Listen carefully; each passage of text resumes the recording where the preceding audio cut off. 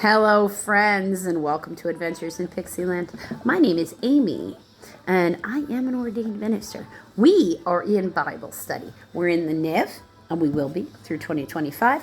We are in Exodus chapter 19, verses 1 through 25, or all of chapter 19. At this point, we are with Moses. They have gotten to the places of manna. They got water from the rock. He had a visit from his father-in-law who told him, this isn't scalable. We need to find something else. This is when they start the beginning of basically the casting of lots. Okay, so he's chosen leaders. And now they're marching on, and they've made it to Mount Sinai. And that's where we pick up. Chapter 19, verse 1, at Mount Sinai. Okay? In the third month after the Israelites left Egypt, on the very day they came to the desert of Sinai. After they set out from Rephidim, Rephidim, they entered the desert of Sinai, and Israel camped there in the desert in front of the mountain. Okay. Then Moses went up to God, and the Lord called to him from the mountain and said, "This is what you are to say to the house of Jacob and what you are to tell the people of Israel. You yourselves have seen what I did to Egypt and how I carried you on the eagle's wings and brought you to myself. Now, if you obey me fully and keep my covenant, obey me fully and keep my covenant," not me, him, of course, "then out of all the nations, you will be my treasured possessions." So they have to keep the covenant that he gave them in order to be a nation that is precious to him.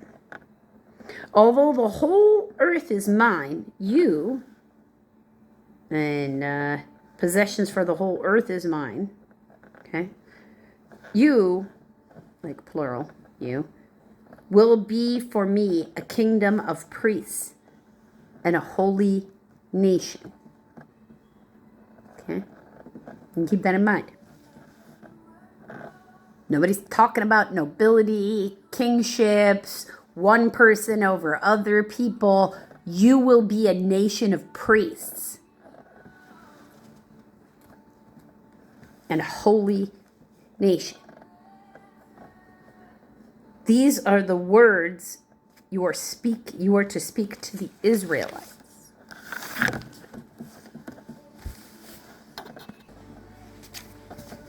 Sorry, I had to pause there for a moment because I needed to write something down from this so that you guys will find out later when I do that presentation. Okay, so Moses went back and summons the elders of the people and set before them all the words of the Lord had commanded him to speak.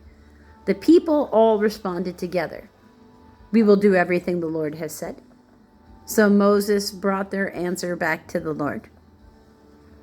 The Lord said to Moses, "I am going to come to you in a dense cloud, so that the people will hear me speaking with you and will always put their trust in you." Then Moses told the Lord what the people had said.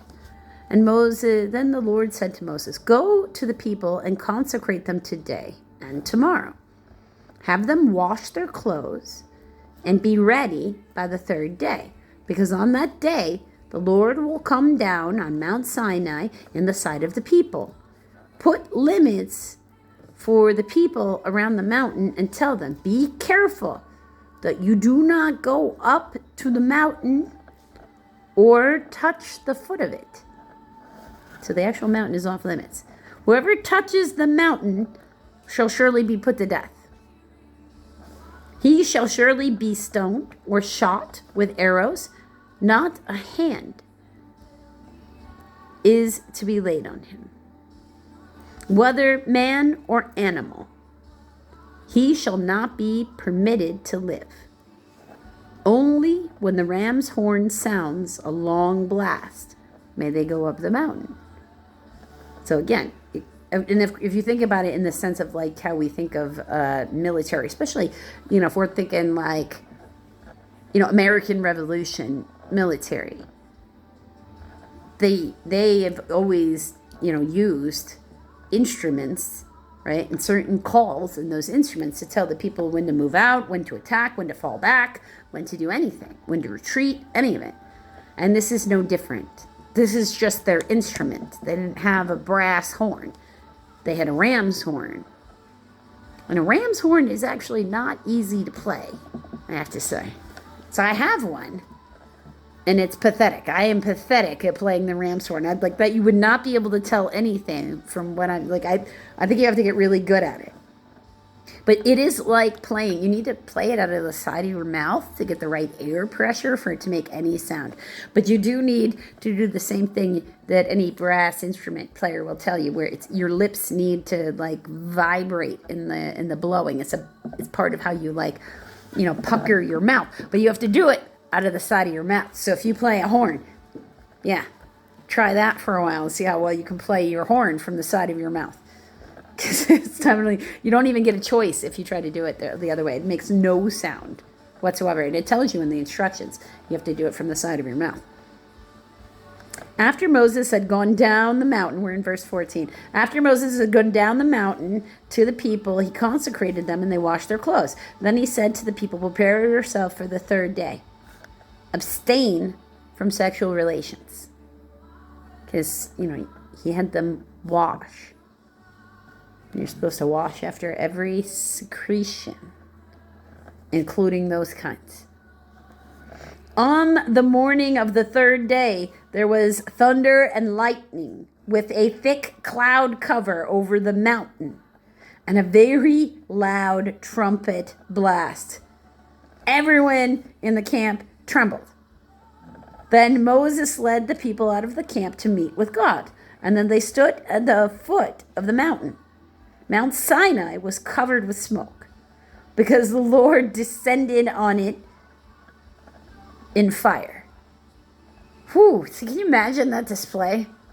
Here you are, you're told you got to get all ready, you're special, you're washed, you got limitations, and you're walking, and then it's fire coming down a mountain with black billowy smoke. The smoke billowed up from it like the smoke from a furnace.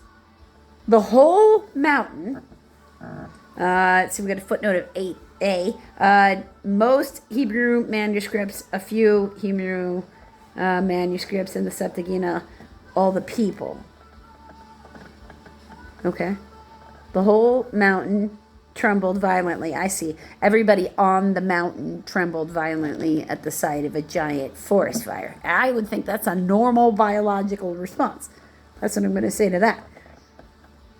Because this sounds terrifying to me. The smoke billowed up from like the smoke of a furnace, and the whole mountain trembled violently. So either that or it was an earthquake, but they say it might be people, and that makes more sense. The sound of the trumpet grew louder and louder. Then Moses spoke, and the voice of God answered him. And God answered him with thunder. Okay, so he answered him, but maybe with thunder, maybe with words. So okay. I can't imagine what it's like to be for the Israelites in this moment. Have we seriously just followed a guy out the desert who wants us to stand in front of a forest fire because he can understand the thunder when it talks to him? The Lord descended to the top of Mount Sinai. So the Lord's up or higher, okay? And called Moses to the top of the mountain. So Moses went up, and the Lord said to him, go down and warn the people so they do not force their way through to see the Lord, and many of them perish. Just do not go running through the forest fire. That's what God is saying. Even the priests who approach the Lord must consecrate themselves, or the Lord will break out against them. If they are not purified, they cannot walk through here safely. All right. Moses said to the Lord, the people cannot come up Mount Sinai, because you yourself warned us, put limits on the mountain and set it apart as holy. The Lord replied, go down and bring Aaron up with you. But the priests and the people must not force their way through to you, come up to the Lord, or we will break out against them. So Moses went down to the people and told them. Okay. Until the next video, friends.